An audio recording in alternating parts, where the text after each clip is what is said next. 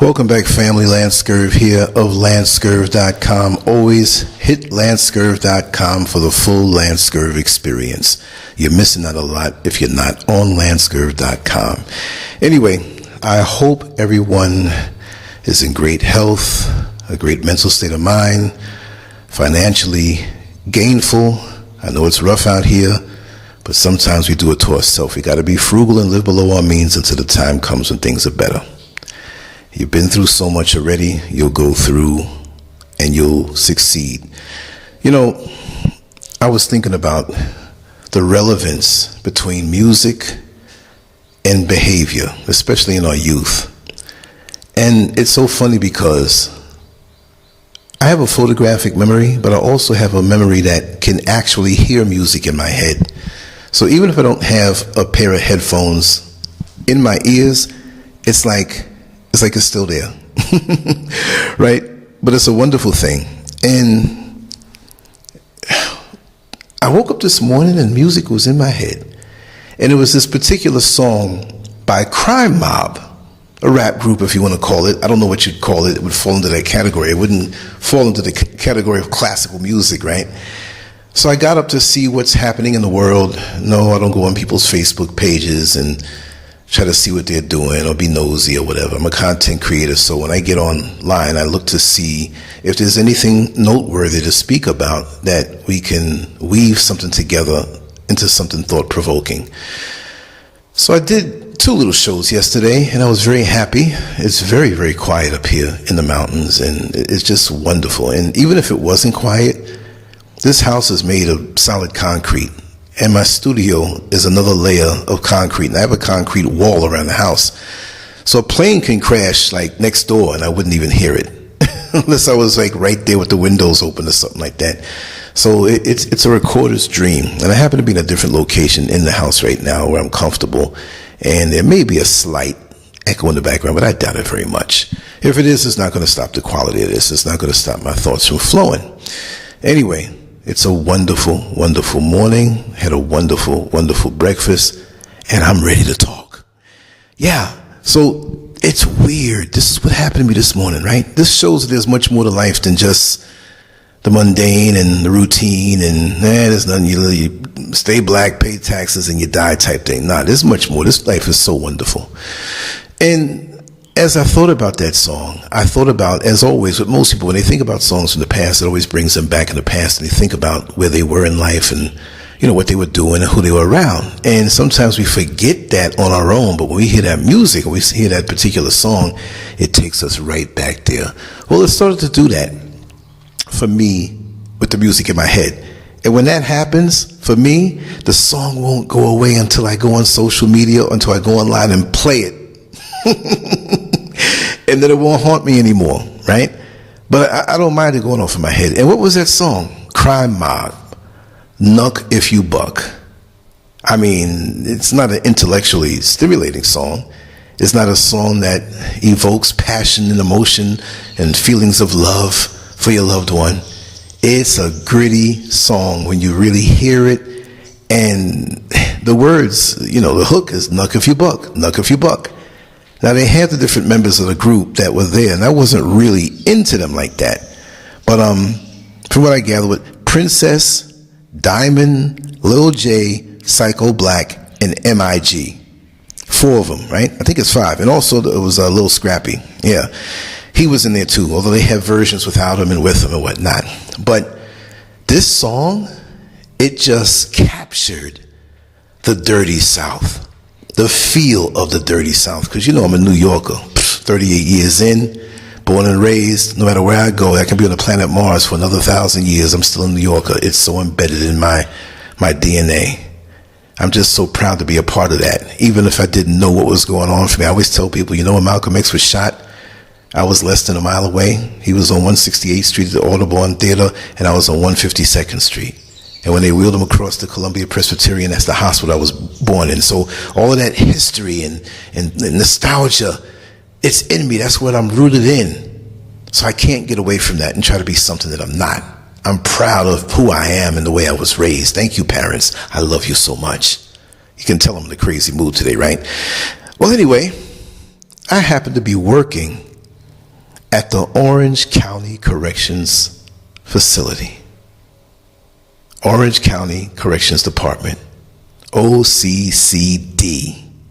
I gave it a name, and a lot of the officers, the diehard officers, didn't like it because it's on 33rd Street, right there by I-4, right off of John Young Parkway. I'm in another country, and I still remember all of it.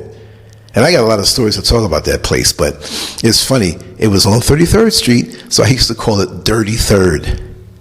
And that name kind of took off in the streets, and a lot of the guys said, man, this is your job, man. This is your profession. This is your career. You shouldn't put it down like that. I'm like, this is just a way to make money. I'm not against protocol and procedure and doing my job, but look at how a lot of the folks here are treated. And a lot of the guys came in looking for trouble too. Now, I'm not going to sit here and defend one side over the other. And I will say there are a lot of wonderful officers there that are friends with me to this very day, that we communicate almost daily.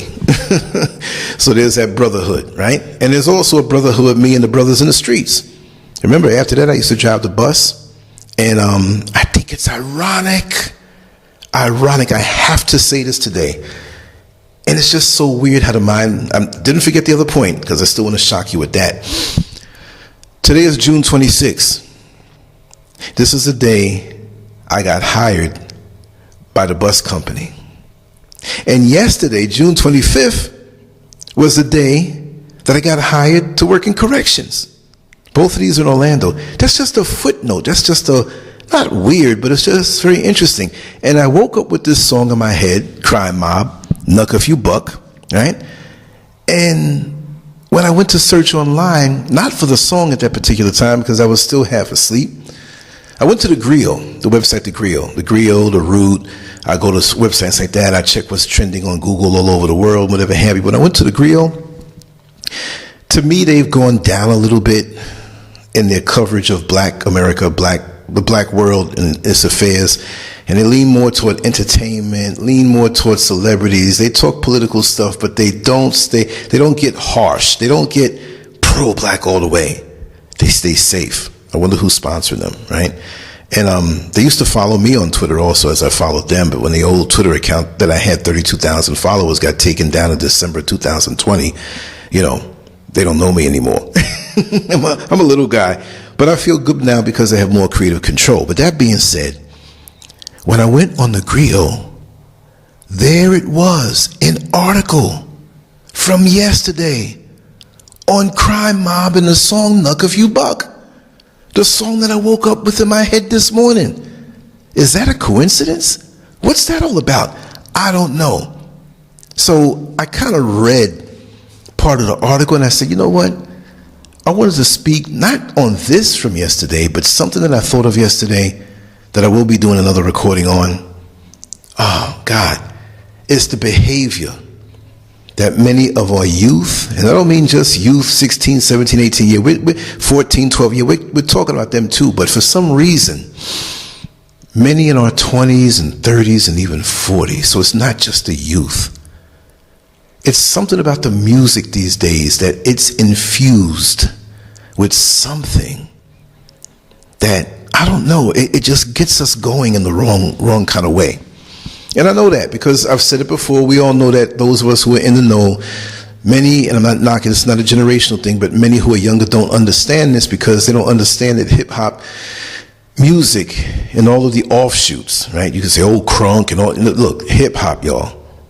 It ain't classical music. It's not techno. It's not, you know what I mean? It's under that umbrella. And it's Black folks. Even though they've included so many other ones in there, right? They always got to have somebody else in. They always got to bring an Eminem in and say, he's the greatest rapper.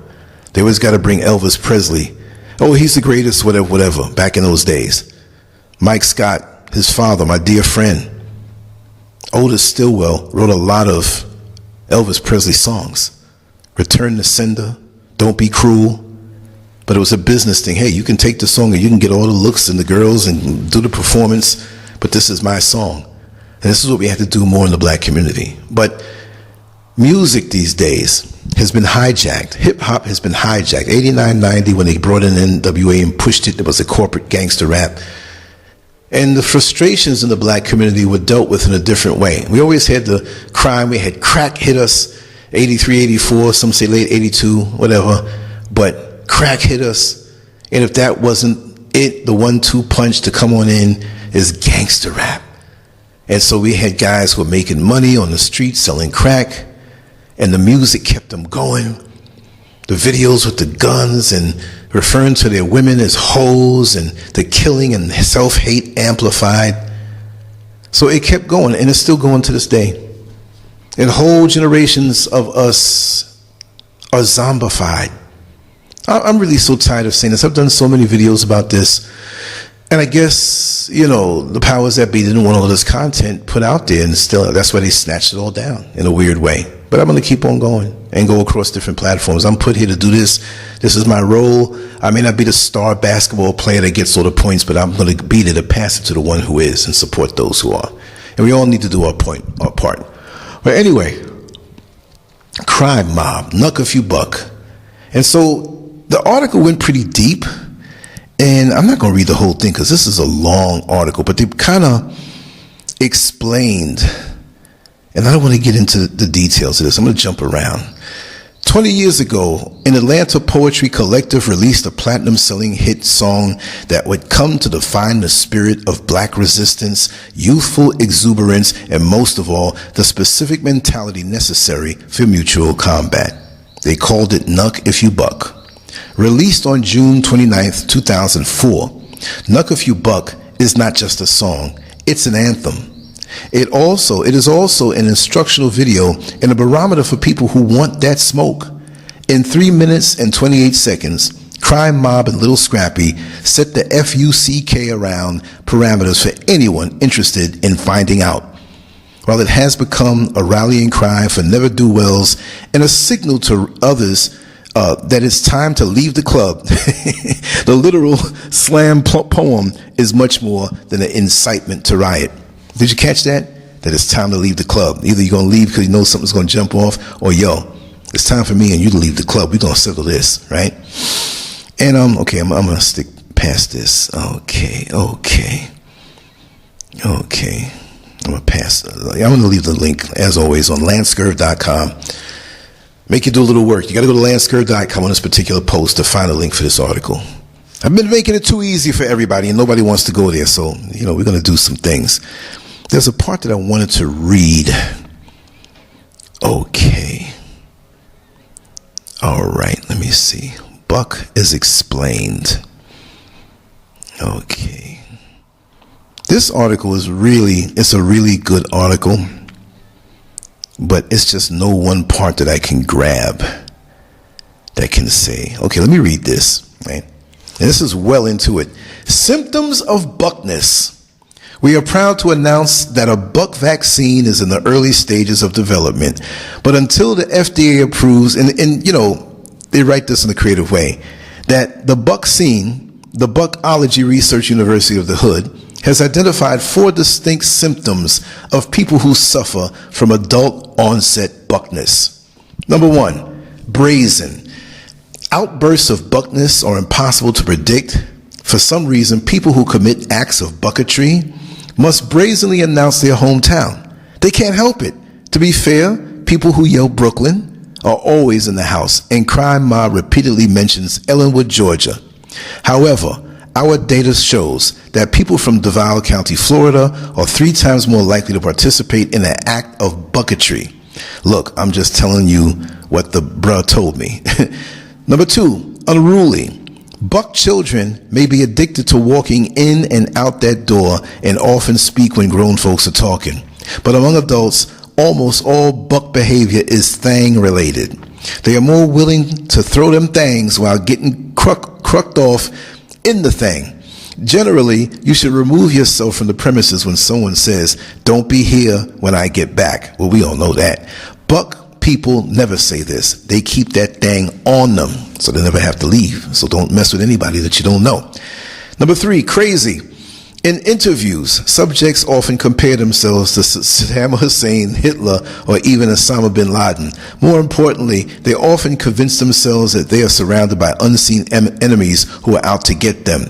Bruh says 37.4% of bucksters directed their knucking at their ops. Another 22.6% was aimed at haters who can't stand to see them shine. A small percentage was due to others' inability to keep a buck person's name out their mouth.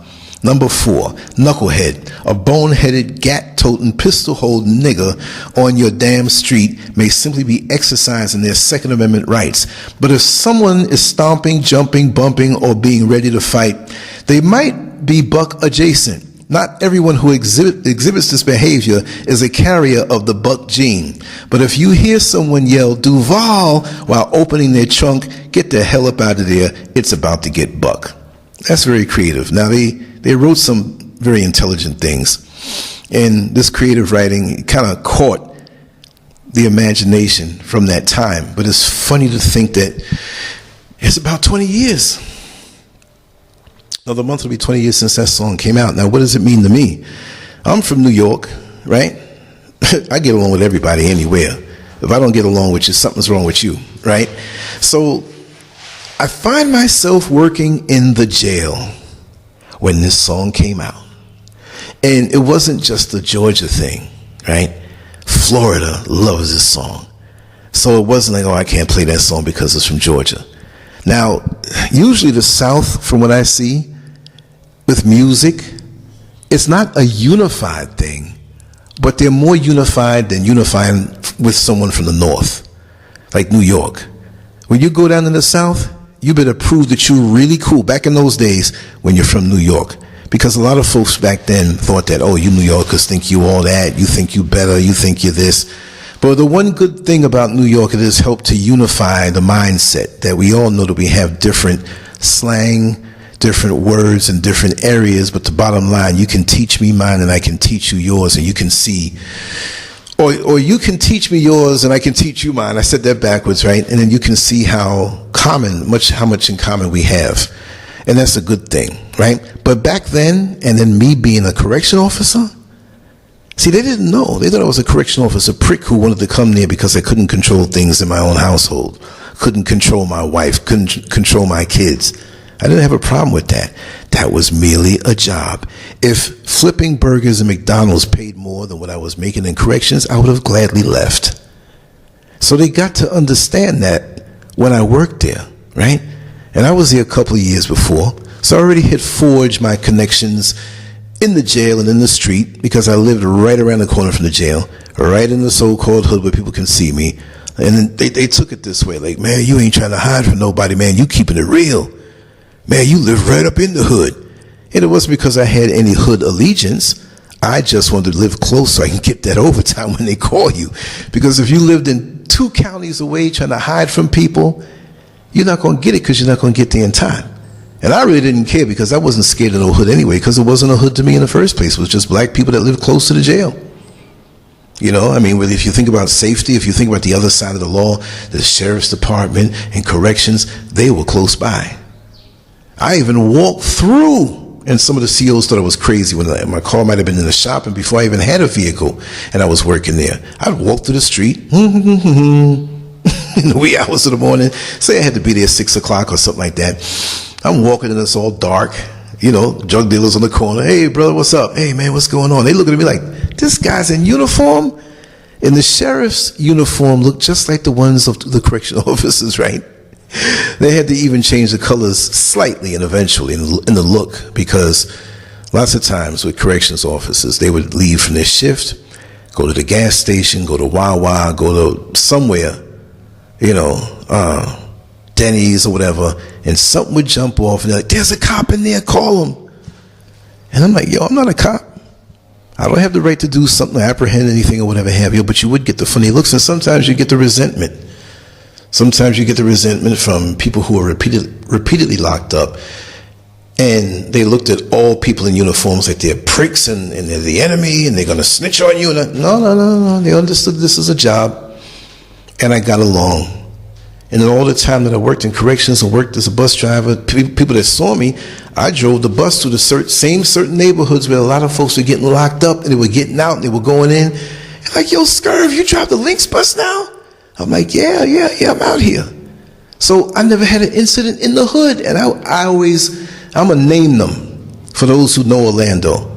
Tangelo Park, Richmond Heights, Ivy Lane, Washington Shores. Come on now. I went through all them, all through Pine Hills. I did the 21. I did the 319, right? And way back in the day, what did they call it? The 19 something. There was two separate numbers. I used to do that. That turned into the 319, right? And at night. So I'm in Africa right now. I'm in West Africa. Look, I'm not a hood dude.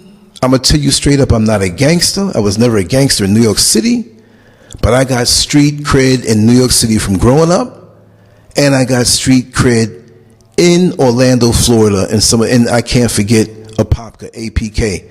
I did that route a couple times too. But I know people from all over down there. And I never forget y'all. Even though way out here in West Africa, some of your brothers out there and some of the sisters, I will never, ever forget y'all. You're in my heart. You showed me love. You taught me the place. And wherever I go, I represent every place that treated me right. Anybody who's been a prick or an asshole to me, I erase you from my memory. But the good people, I carry you with me. And I still laugh at a lot of the inside jokes that we had. But I'm kind of getting off course here. I went down memory lane a little too long, right? But it was interesting. But anyway, music and how it makes us behave. When I was in the jail, I already had a connection with many who were there. A lot would tell me, yo, Scurv, things are going to jump off up in here. But out of respect to you, it ain't going to happen until you go. You got 2 days off, you'll hear about it, right? And I had worked around some guys that I began to understand there's a lot of jealousy, there's a lot of, and so I'm all right, I'm out. Because a lot of these guys, they want to set you up with different things and try to get you in trouble and stuff like that. So I'm like, okay, every man for himself now. Because I always enter a situation in life, no matter what, with this desire for camaraderie, with this desire for connectedness, with this desire that we all get along because we're black people and whoever, right? And we're unified and let's live together and be peaceful. But I always walk into a brick wall. I always walk into a situation where I'm the only fool thinking that way.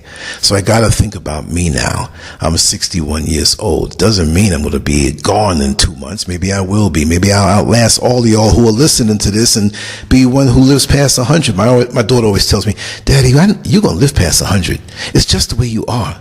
Look at you. You're so refreshed to have so much energy and your mind is so youthful, but you're not an old dude trying to act young. You just got it. Thank you, little baby. Thank you so much. I needed that. Because now from this point on, I know how to navigate. But back at that time, I learned the hard way. And I learned that just because a person's locked up doesn't mean that they won't be on your side. So why am I talking about corrections with this song? Because I was in corrections when this song came out. And if you're not real at that time as a CO, remember, these guys, and I hate to use the word inmates because a lot of my brothers, you had the time where you can buy more commissary, right? You had a commissary account.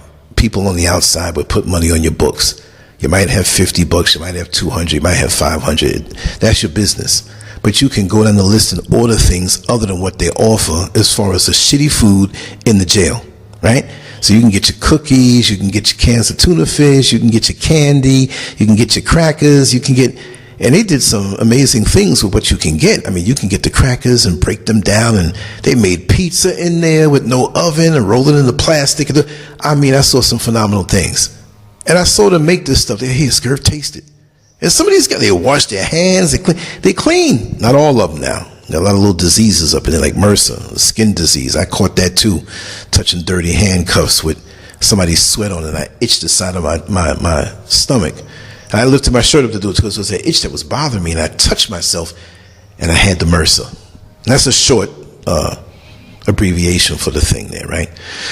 But when that song would come on the radio and they all had their headphones on collectively and they were singing, "Knock if you buck, knock if you buck." We're talking about the whole unit. And if you were in there while they were going on with that, it felt like it was going to be a riot. But if you were good, you didn't have to worry. And they weren't going to do anything because they know they can get in trouble. And usually when you were in the day room, they were locked in, depending on what kind of custody level you worked in. But still, It was, and it's starting to rain now. And in this situation, that's a good thing. But when they would go on like that, you felt the power. You felt the melanated, connected power that we have, not just because there's a lot of testosterone and they're singing a song and they're loud and it's scary. No, but there was something else going on. But what I'm saying is that with the music has misdirected our power, has misdirected our force. It's misdirected a lot of things that it turns us against each other. And the bit of self-hate that's there, it runs right into that portal. The bit of disrespect that we have for our women, it goes in and takes over. So if we can disconnect from this kind of music, not that song in particular, but make a song that's just as fun, yeah, it was kind of ratchet, but have it at the end result be something that collectively benefits us with our power. And we don't do that. So every other week there's a rapper getting killed because he's doing good. Every other week there's a guy who graduated college that got carjacked and shot in his brand new car that his parents helped him to get because he was a good boy and a good man. You understand? Misdirected power. And the music is a tool for that, because this music gets into you and it's a spiritual thing. Well, how can you equate going to church? I said nothing about religion, so shut up. I'm talking about spirituality that we all have, whether it's ascended or reduced, whether it's high frequency or low vibration, we all have it, and we can invest in it to make it go higher, to be better people, not only for ourselves, but for our children, for our parents, for our community, for the ones who are not even born yet, to make a better world for us, because we're being used. We're just a battery. We're just a battery for those who control us. And we don't understand that. And that's just one aspect of it. Oh, the rain's coming down nice and hard. I kind of like that. But yeah, we don't understand. We are fueling the lives of others because, you know, even with the whole internet thing, and I'm going to kind of get off the subject, and really that's not just the subject, but I'm kind of free-flowing right now. Look how we are online, where the black man is hating on the black woman and the black woman's hating on the black man. And I will say, I'm not being sexist and taking sides, but it seems like there are more black women who are coming down on the black men. And there are black men who go against the black women. I'm not saying that. But it's not dead 50-50. I can't even put a number on it. To be conservative, maybe I'll say 70%. I'm saying 70% of black women. I'm saying 70% of what's put out there. I'm not going to be dumb. The rain's really coming down now, so you're going to hear it. Matter of fact, I should run out there and do something. You know what, though? I'm going to leave it just like it is. I'm going to leave it just, I'm going to sit right here and get my point across. So that's molding the minds of our youth also. Because we're not going to want to be bothered. We're going to have a preconceived notion of what the opposite sex is like by being blasted in our mind from the social media platforms. I don't even want to say names. They'll probably give me a 2-week strike for saying their name, but you know what it is. Say their name, say their name. The initials, I'll say it, YouTube. How come when you take it and put it into initials, right? It's YT. YT. Whoops, you might not see me for 2 weeks. But anyway, as the rain hits down and it's a nice relaxing sound, and I just might go and take a nap because I can do that. I done gave America so much of my time and worked so hard. I made it to this point. Damn it, if I want to sleep, I'm going to sleep. If I want to wake up in the middle of the night and do a video or whatever, I can do that. And it's not bragging. I've been through a lot. But I succeeded, and so will you. And if you're not wired right, trust me, we got to get ourselves straight. And it's sad because we see people in my age group, 50s and 60s, I'm 61, 40s and 30s, just all arguing and complaining. And I will say this, there's so much demand. The first thing from what I'm seeing put out there, now maybe I'm wrong, but the first thing in the psyche of many of these women, and again, I'm not hating on black women, this whole subject took a turn, I'm going to talk about it. This is the first thing, what kind of man are you looking for? Well, he's got to make 6 figures. So this is a money thing? And then many of these women don't have anything to offer the situation. If he makes 6 figures, fine. Why is that the first thing out your mouth? So if he makes 6 figures, he can cheat on you? Is that okay? If he makes 6 figures, can he put his hands on you and beat you down, abuse you, mentally and physically? Why is that the first criteria that many of these women say? Right? What happened to the dude that respects you? What happens to the dude that adores you? What happens to the dude that's faithful to you? Does that not have any value? Social media has turned our women into sharks. Not all of them. And again, don't misconstrue that 70%. I did not say 70% of black women. I said 70% of what I see are black women, as opposed to the same stance from black men against black women. But it seems to be more than them ragging the black men. And we can't put a number on it, but this is the stuff you see. Look at one of those videos and watching your timeline, there'll be 5 more pop up. And you watch those 5, there'll be 50 more popping up. And that's all you have on your home page. And it's a big world out there. You want a little trick? See, we see what's on, let's take YouTube for example, and what's on our home page. But don't you know that's what's suggested on to you because of what you watch? It's called algorithm. Why don't you now log out of YouTube and just hit the home page without you being logged in and see how different it is out there in the overall world about what's floating out there in general. Nothing probably near what's on your home page. What does that tell you? It keeps your mind in that space. So if you check out a little filth every now and then, let's just call it filth, well, you're going to have nothing but shit on your page. I remember, before I knew how this worked, there was a girl I know that she was a stripper. She was a dancer in Orlando. And she was like, oh, check out my page on YouTube. Hey, YouTube page? What, you stripping on YouTube? But she was doing some highly seductive dancing in shorts and stuff like that. So I checked it out. And I saw that she was in the streets of Orlando doing that. I'm like, man, I know that street. I know that neighbor. Oh, I know that guy. So I started looking at different stuff. I already saw her booty in real life. And I saw everything, you know, it wasn't that. But guess what? When I came back the next day, my home page on YouTube was flooded with this stuff. So I was standing at the bus stop one day. Now, me being a bus driver, I was downtown actually, and it wasn't time for me to leave out. So if you get there early, right, a little early, and before you leave out, you stand around, you go to the bathroom, go to the lounge, go on the computer.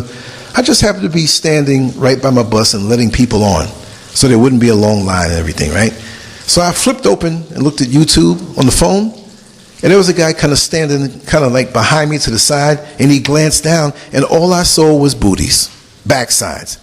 And he had to chime in, hey man, I see what you look at in your spare time. And I'm like, no, it's not. Come on, man, I'm seeing it. Yeah, you got busted. And I did get busted. But I got busted seeing that stuff on my screen, but it wasn't me looking at it. Right? So that's what it is. So if you look at violent stuff, ignorant stuff, it's not going to help you to elevate your mind. You're going to have to just try to start looking at better things and understand this thing has an effect on your mind and how it flavors you seeing the world. This is the thing. This thing flavors how you view the world. So many people get amped up, especially, and I'm not picking on black women, but since I started this, I got to go thorough with it. Black men ain't this, black men ain't that, black men, and you probably met your Mr. Right years ago, depending on what age you were. You probably met him. But because your mind was flavored a certain way, you didn't realize it. And the same goes for the men. Oh man, these hoes just after your money. These hoes this, these hoes that. Well, first of all, if you're looking for a hoe, it's easy to find. And if that's what you're looking for, a transaction, the hoes look for money. That's what they do. Are you looking for a lady? Are you looking for a lady of standing? You see, we got to change the way we speak about each other. But it's being artificially engineered so that we start to throw off this vibration and we'll never, ever build community. This thing is like a cancer that's breaking us down generation after generation. We weren't the leaders in single parent homes at one time. I believe back in the 50s, the majority of black children had both parents at home. And with feminism and the welfare system, and now social media is finishing off the job that was started many, many decades ago, over my lifetime. So just don't think that something is just hip for today. That, this is just something we're doing today. No, it's part of the bigger plan, but you cannot see it. And like I always like to say, my own personal way of seeing things, and I want you to adopt this also in any situation you encounter. Again, let's say you have a picture that's 5 feet tall and 8 feet wide on your wall. But go to that picture, right? Don't look at it. Have somebody help you and walk right up to the wall where that picture is and lean in gently and put your nose on the picture, right? Now, open your eyes and you tell me what you see. You might see some colors or some part of something that you might not be able to make out, but you cannot see the full majesty and full beauty of that picture until you begin to step away from it. Now stand 8 feet back from that picture, and now you can see what the picture is all about. So many of us are so caught up into what's put on social media today and how it makes us feel today. And then we get into these arguments with strangers in the comment section, whether it is YouTube or Instagram or Facebook or any other platform that's out there, TikTok, right? And our minds are tied in to the point that we see the world a certain way and we can't see the full beauty of the world, just like when your nose is on the picture of that picture. So what is it that you need to step away from in your mind? I don't mean you have to get up and move to a different city to see the city that you're in, but broaden your horizons. Because there's so many grown people that are still struggling, even with stuff that has nothing to do with social media. Let's come out of that one now. Trauma that you've been involved in or you've been a victim of in your life. Children are innocent. They're born with a clean slate, even though some people say there's some old souls out here, and I do believe that also. But for the most part, they don't come with anything. I believe some have a propensity towards certain things. They can be corrected, but they're pretty much a clean slate, and they soak up what's in their environment. Their noses are close to the picture. You see? And with their noses so close to the picture, what do you expect them to regurgitate when they get somewhere else? So you have to understand that a child is the product of his environment, unless you have parents or a parent or caretakers or another faction in that environment that will take time with you, that even though you may live in what they call the hood, the ghetto, the bad part of town, your mind doesn't have to be about that. See, your feet can be close to the picture, but somebody can help you to lean back and see the overall picture. So now you know how to deal, and that's what I had. And I didn't grow up in the hood. There's a middle-class neighborhood that eventually crack affected, but it was still a middle-class neighborhood. It still wasn't like the hood, right? But I had enough upbringing in me to make the right decisions. Because as many of us are starting to understand, the frontal lobe of the brain doesn't mature and fully develop until the age of 25. So let's all look at our lives at the age of 25 and before. And maybe some of us were guided into good decisions and had good support. But look at those who were left alone to just fend for themselves and make their own decisions the way they wanted to make it. A lot of dumb mistakes. Hence, me reflecting on the time that I worked in a jail and in a prison. And how many young guys were there because they let the artificial stimulate them. I love the song Luck If You Buck. It's not going to make me fight anybody, but it's a very aggressive song. And it's like you just get the feeling that we're all about to fight, we're all about to riot. But it shouldn't be that way. We should direct and still have music that inspires us to do the good thing and to see each other as brothers and sisters. But maybe I'm too old school, maybe it's too played out. Maybe today's society is so embedded and sauteed and simmered and just hating each other. And you know what? It's not just the kids, so I'm not going to throw off. It's all age groups now. Oh, it's all age groups now. So it's not just the younger folks. Because with each passing year, every time I step into a room or a doctor's office or some type of place, it's getting to be where I'm pretty much the oldest one there. Not always, but more and more. And I kind of forget that I'm looked at and people start calling me pops. And I'm like, don't be calling me no pops. I'm gonna start dressing like a pops. I'm gonna have some striped pants. I'm gonna have old Kango and pull it down over my face. I'm gonna have some no-name brand shoes, that look funny, and I'm gonna wear white socks with everything. Maybe a polka dot shirt, something tight up on my shoulders. Only thing I ain't gonna have is that belly. No, I can't have no pop's belly. And right now I'm aiming to get my six-pack back with the intercostals like it used to be in those old bodybuilding pictures of mine. But yeah, it's not just. Now, I know you know Kevin Samuels, and he passed away. Was it last year, a year and a half, 2 years ago? I'm not sure, but he recently passed away. It had such a big impact online, and now people are seeing what he was all about. But there are women in their 50s and late 60s and some in early 70s, but a lot of women in their 60s that I have heard them say when he passed away, so I'm glad, that's good, Kevin Samuels dead, he got his just due. I'm like, God, dog. If the man had a stance and a certain opinion, where did he get so much hate? And you would think it's the ones that I spoke about who are maybe younger and who are influenced by social media to hate the black man and the black man to hate the black woman. But these are women who should know better. And when I dug deep and really thought about it, these were women who did not want to face having accountability for the mess of a life that they had. Now, who am I to judge? I'm not judging. I'm telling you, I've known people personally who've explained their lives to me. And in reality, it was like their lives was a mess. And they were still bitter about things. And a lot of these women, and again, this is not a women bashing thing, I'm just having a real conversation, because it's men too, we understand that, but it's in a different way.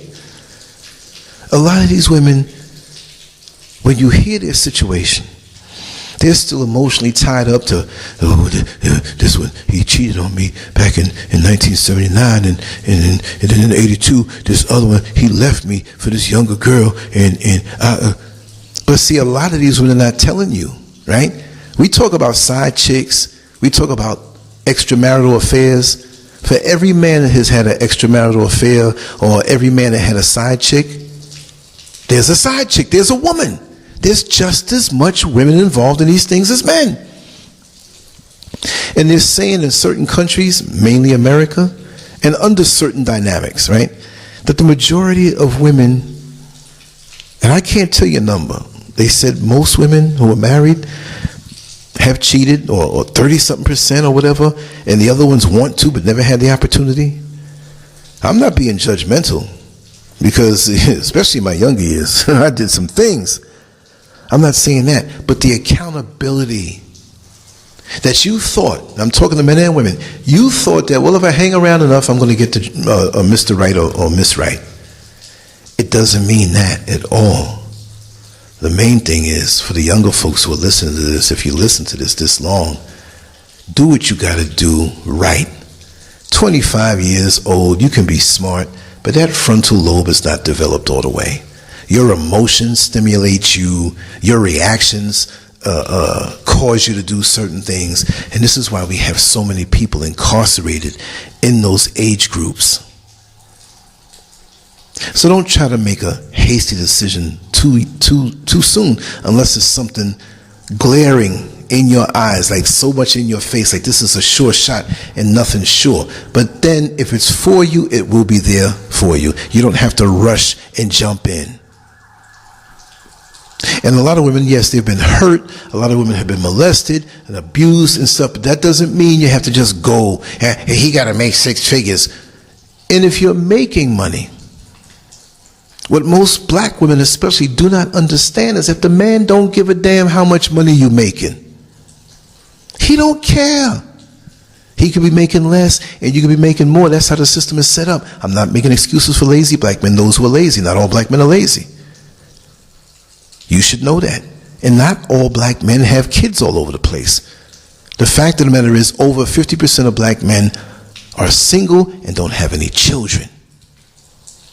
But people run with these talking points and they don't go to real statistics to back it up. And when you tell the statistics properly, there are a lot of women out here who don't want to hear it. But the way I feel. No, but the way you feel is not the way it is. When are we going to look at reality in the face and stop letting social media mold our minds? And stop letting the stuff that's put out there in the music mold how we don't walk with dignity. I mean, look at the music industry years ago. The most was a form-fitting dress. You know, back in the 70s, you had the entertainer Lola Falana. And everybody went crazy over her. She had the shape. She had the pretty face. Yeah, she had the big eyelashes. And that was just Hollywood. That was just a larger-than-life thing going on. But everybody loved her. And you might have saw that her boobies were pushed up a little bit. But you didn't see all up in the crack of her behind. Now these female entertainers, you can see so far up in their parts that you can have a stopwatch and say, oh, her next period will be here in 3 days and 3 days, 5 hours and 23 seconds. You can see their next monthly coming. You can see so far up in them, if they open their mouth wide, you can see the light at the end of the tunnel of their mouth. And they don't care. Back then it was dignity. The women were beautiful without having to compromise themselves. Now, you got to be on the level of a woman's magazine centerfold, Playboy, Penthouse, Players magazine, or whatever. Even though the magazine business is not as big as it used to be because of the internet. But now you got to bear all. Now you have to talk about what you do in the bedroom. Generally, now don't get well, this one don't do it, and that one don't do it, but it's far and few between. You now have to be compromised when you're in the entertainment industry, which reflects back on society because our young girls and young boys are going to see this and emulate it, and the next generation is going to be numbed to be able to bring a new level of decadence. Oh my God. We're tumbling down. But you generally don't see other races like this. Again, the women in other races know their place, generally. You're always going to have the firebrands who rebel. You know, well, I know an Asian woman, and she's a lesbian, and doesn't want anything to do with any men. But are all Asian women that way? Are all Latino women that way? Are all white women that way? I don't know about that. That's one, you know, because, you know, them Karens and stuff, I'm not defending that. But other than that, culture, we know our place. The man knows his place. The woman knows her place. But now they're pushing black women to be so masculinized, manly, want to put the man down, don't want to do what she's supposed to do. And even when the man goes out and works so many hours, you mean if you are home all day, you can't make sure that man gets a meal? Do you know what that does to him? Now, yeah, you may have to go out there and work too, and the both of you should be responsible for that. And the chores, and you all work it out within your union. You might work 4 hours a day. He might work 12. Well, guess what? Guess who's going to be the one generally to prepare the food? You got time to go to the supermarket or go out into your farm or your yard and get things together. It's 50-50 in your heart, but in certain places maybe 85-15, 60-40, 75-25. Whatever it takes. If we had this mentality where the proportions had to remain the same in a stringent way, you'll never ride a bike. Because you know when you ride a bike, when you lean one way, you got to balance the other way. When you pedal and lean, it's balance in the union. Where did this competitiveness come from? And it's by design. Because that system would empower the black woman to have the job and get paid more and keep you out. So you can't be a man in the sense of being able to provide. And now you go on and do other things to get that money. And then you go on and get locked up because it wasn't legal. It's in the system. Ain't that something? I was speaking to a friend the other day, and I said, ain't that something how the marijuana business has boomed and millionaires are sprouting up all over the place and they don't look like us? Oh yeah, I know Mike Tyson's in it. But he's a celebrity and he has money. And there's a time when he didn't have money and he got into different business ventures and stuff like that. But my thing was, look at how many guys are locked up for selling marijuana. Well, it was against the law at that time. Well, look at that. So you mean there are people legally making the sale of marijuana and it's okay now? They should unlock. They should set these guys free, unlock their cells who are locked up for selling weed. And yeah, it should be regulated. But now the regulations are so stringent, and from what I'm hearing, the licenses and what you have to get into that business, and it's hard for a black man to get into that. So it's not like you can go sell weed on the street now because they're still going to get you. But it's hard to get into it. You see how they do us? And it's not just an exclusively black thing, but I'm just saying, like, look at all those who are locked up. Crazy world that we're in. And I made the point on the other show, this has nothing to do with any of this. I just want to stick this in here before I wrap it up, because I'm going to wrap it up soon. I can't say it directly, but you know, if your name was Mike Tyson, Muhammad Ali, Buster Douglas, whatever, Lennox Lewis, whatever, you're a boxer. So, you know, when you fight somebody, you're going to throw left hooks, you're going to throw right crosses, you're going to throw uppercuts, you're going to throw jabs. Boxers take jabs. But several years ago, we had our arms twisted to take, listen carefully, this is very coded, to take what boxers take. We didn't have to take right crosses or left hooks or uppercuts, but we had to take, remember that? Where is it? Where is it? I didn't say nothing wrong. Where is what? Lance, say it. No, I'm not saying it because you want to smash me for another 2 weeks. But at the same time, borders are opened and they let the illegal immigrants walk right on in. Don't worry about the border control locking you down when you get there. Walk on by, doom, doom, doom, doom, doom, doom, walk on by. They just let you walk on by. They give you a little form to fill out where you have to show up in court, I think, and that's it. What happened to them taking that punch that boxers have to take? Jab, jab, jab, jab. What happened? That goes off into another subject, and I made the video yesterday, and maybe it was so corny in the beginning because it was international affairs. I was speaking about Kim Jong-un and Vladimir Putin. You're like, that's not my cup of tea. I got to see booty on the thumbnail, and they're talking something ratchet. That's how many of us are. I talk about now what I want to talk about. I'm not trying to cater to any one person. I am a black man, so everything that I do will be flavored in a melanated way. Just like you go to the bake shop where they bake cakes. What you think? That ain't no cake, that's a donut. Well, that's a little cake, fool. That ain't no cake, that's a cookie. Everything in there is sweet. So from my point of view, everything that I speak on will be flavored by my experiences. And it's not just exclusively, traditionally, stereotypically black. It's my timeline. I don't have to change for anybody. And there have been some fools who try to change me. You know, it must be African spirituality and black empowerment. You cannot do and talk about those other things. Why not? Because you can't do it? I got a vast bit of files tucked away in my mind. Anecdotes, stories, situations that I can share. And I ain't gonna not talk about the things because some narcissistic fool is intimidated by that and he can't talk about those things. No, I gotta be me. I gotta be me. And I'm gonna be me. Yes, I love it. And I do love you all for being here and sharing the time with me. I was all the way around the world, but that's the way I do sometime. Take it as entertainment that has a sprinkling of wisdom throughout.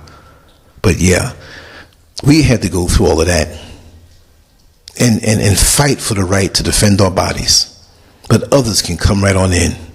And not only that, what happened with them? What did they get? Get money.